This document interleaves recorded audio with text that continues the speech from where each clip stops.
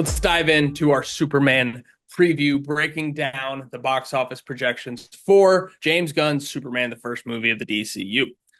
David, I got some numbers here for you. Okay. Let's do it. Theatrically released Superman movie openings. I'm only counting the first Superman Richard Donner movie because the sequels didn't have these numbers available. Interesting. Superman the movie opened at 7.5 million in 1978. Very good. Adjusted for inflation, 36 million on 406 screens. Yep. Pretty great. On Superman, 406 screens is crazy. crazy. Superman Returns, 52.5 million. Man of Steel, 116.6 million. Batman vs Superman, $166 million for that banger of a movie. Average opening weekend for Superman movies adjusted for the Superman 1978, 92 million. Keep that number in mind. Okay. James Gunn, my favorite comic book movie director, incredibly successful comic book movie director. Here are his opening weekend numbers domestic: 94 million for Guardians 1, 146 million for Guardians 2, 118 million for Guardians 3 just 2 years ago. The average for the Guardians movies, 119 million opening weekend. The Suicide Squad, 26 million, but it was a day and date with HBO Max. So tough number to account for here. 119 million average for James Gunn in the comic book movie space. One more. In the last calendar year, from 2024 to now, here are your comic book movie opening weekend numbers. Madam Web, because if superhero fatigue counts, we got to count it here too. Madam Web, 15 million. Yikes. Kraven the Hunter, 11 million. Yikes again. Joker, Folie à Deux, 37 million. Deadpool and Wolverine, $211 million. I love it. So funny. Captain America Brave New World, 88 million. Thunderbolts, 74 million, the biggest crime on this list. The average opening weekend numbers for comic book movies since 2024, 73 million. Your projections for Superman, anywhere between 90 and 130 million. That is a large window. Nobody knows what's going to happen with this movie. David Thompson, 90 to 130 million. It's a weird question I got to ask you here with a $40 million gap, but why will this movie go over? Well, it's going to go over because one simple answer, that the movie's good. I think every analyst, industry insider, entertainment reporter, really, wherever you read, it'll say that this movie, Superman, James Gunn's 2025 version, is one of the most review dependent comic book movies ever. Meaning the range we are recording on Monday, July 7th. No embargo has lifted.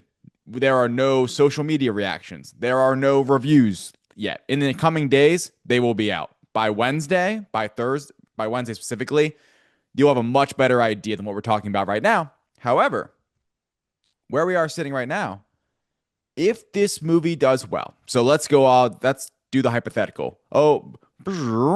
Flash forward, it's Wednesday and the movie has great reviews. That's why it goes over. Now all of a sudden the ceiling is gone from the movie. Like there's no Superman is such a well-known IP, but the issue is, and what you just went over when it came to Returns and Man of Steel and BVS, there's an uncertainty when it comes to theatrical experience, when it comes to this universally worldwide known comic book character. So the reason it goes over is if people like it, if it is buzzing, if it is, I mean, that's a thing. Like we just saw it with Jurassic World. It's like the opposite of Jurassic World. Jurassic World doesn't have to be good at all. We liked it for people to go see it. People are seeing bad reviews on Jurassic World and still saying, I'm going to go see this movie. Jurassic World is the kind of IP in the box office in 2025 where, and just to kind of contextualize what you just said a little bit, Superman has to be reviewed well. It has to be reviewed as a good movie to hit the top end of this projection, if not higher. Jurassic World needed to not suck. Jurassic World needed to not be a completely awful movie to reach its potential box office wise. That's kind of the difference that we're seeing here. And so yeah, I agree with you. It's obviously it's easy to say if people say it's good, it's going to make a lot of money. But this movie specifically, it needs to be reviewed as a really good comic book movie. Here's the thing, though, just to lay it out. Like, this movie has pumped in. This movie got James Gunn to direct it. That's a huge deal. He's not running the entire studio, for God's sakes. They pumped so much money into the marketing. The marketing has been an avalanche of everything imaginable that you could pump into in a marketing campaign in the 2025 day for a major, the biggest movie that you have. This is the marketing campaign you do. And all of that, right? You have no nostalgia play with this movie at all. Like, very loosely to Christopher Reeve's Superman, if you like that movie, right? There is no zero nostalgia play with this movie. It is for comic book nerds and general audiences. To get general audiences to go to this movie, it's going to have to get those positive reviews. James Gunn totally helps, but the reviews are going to have to come in hot. And it's just, there's no establishment. By the way, last thing, and this is go into why I'd go under. This is the establishment. There is no establishment. This is actually like going against what was previously established, right? Like, it's not only like Iron Man in '08. It's Iron Man in '08 after a failed previous MCU, right? Like, we've never seen this before. So can I just go into under now? Yeah. Yeah. Why will this hit the low end of the projections? Bad reviews, obviously. Like that, if it's like a stinker, if I walk out being like that was a bad movie, if it's in the 50s, 60s Rotten Tomatoes, audience scores bad, cinema scores bad, it's just, I think it's gonna be one of those, it's gonna be rejected. It's gonna be like, well, they didn't do it again. This is what boils down to. So many people think that Superman's a boring character because of how he's been portrayed in different instances on movies, TV, just the character. They think they don't read comics and they just think he's a boring character. Or you do read comics and you think he's a boring character, right? Opinion's your own. If that is what this movie gives and what people's reaction to it is, where the assumption or the summary after this movie's reviews come out is Superman's impossible to do in theaters. Superman's impossible. Can't I mean, they did in 78, but even then can't do it in '06, can't do it in 13, can't do it in 25, and we are done with Superman. That is like, I mean, that's our worst case scenario. But that's why it goes under, and that is a narrative out there, man. Like, that is, if someone doesn't like the movie and you're just a critic, that could be the first sentence of someone's review being like, Superman is impossible to get right in theaters on the big screen. And man, do I hope that isn't what happens. Yeah, no, it's definitely scary. I think it was Heavy Spoilers tweeted the other day. These next 3 weeks are the most important 3 weeks in comic book movie history. And it's true because these are two projects that are foundational to their respective comic book universes that they just haven't been able to get right in theaters. Yeah. So it's going to really determine, and it's on two sides of it, right? If Superman doesn't work, the entire DCU is on high alert moving forward. Oh, if absolutely. Fantastic Four doesn't work, Avengers Doomsday becomes a lot more questionable. And landing this multiverse thing, high alert. We're back. Yeah. The closest comparison that I was able to find was Batman versus Superman and Captain America Civil War 6 weeks apart. Those are two. Now, Civil War, obviously, what a layup. An absolute layup. Coming off Avengers Age of Ultron, expectations were even tampered a little bit. Right. All I had to do was crush. But BVS, obviously, is the movie that changed everything. That was the crux of the DCEU. It had to either be great or awful, and your reaction to that movie is either you love it with everything you have or you hate it. There's no in between in Batman versus Superman. There's just not. It's a polarizing movie. It's trying to be sometimes, right? But these next 3 weeks between Superman and Fantastic Four, it's as important as it gets for our favorite genre of movie. It's seriously, if they both underperform, it's like, man, it to me, it's like, good thing Avengers is a year and a half away.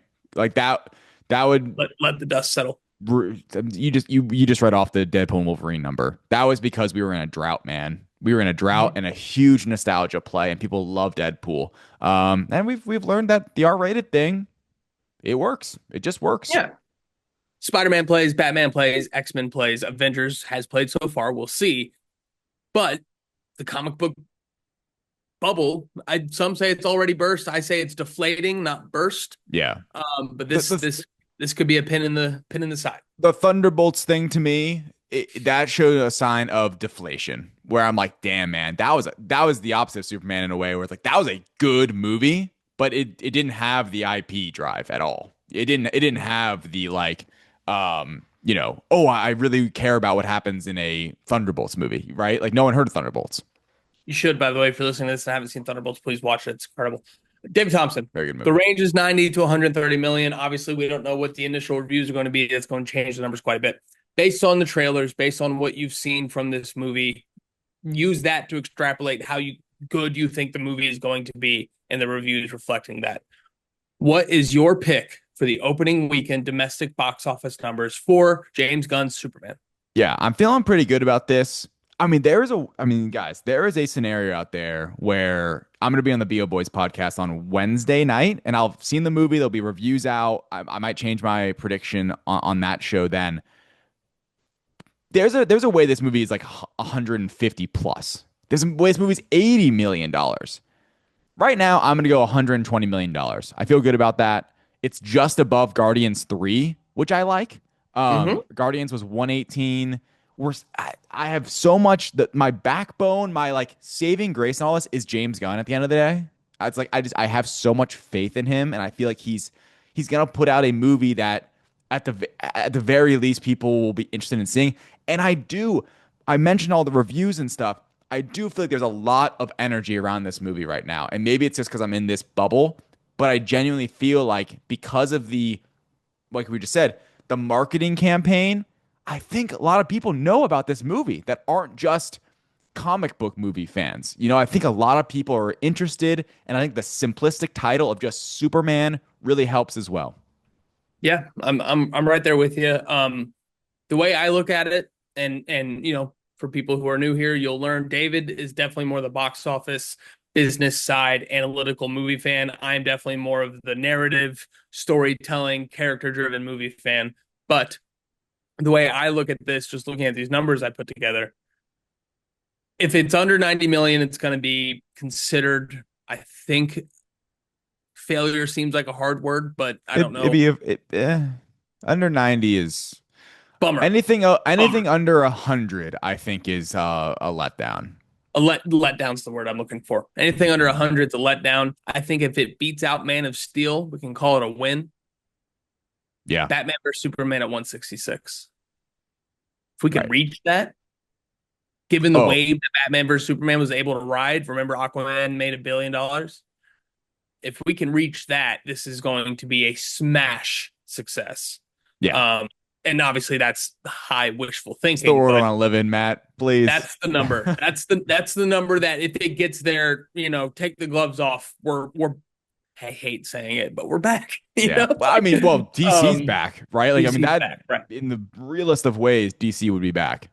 Absolutely. So I'm gonna go over just because James Gunn, like I said, is my favorite comic book movie director, and I am not going to sit here and bet against him. That'd be silly of me to do. Ladies and gentlemen, that has been What's in the Box, and that has been episode 0 of the rebooted direct podcast. Everything you need to know about the universes you love. Thank you guys so much again. If you found us, if you're back listening, thank you. We love you.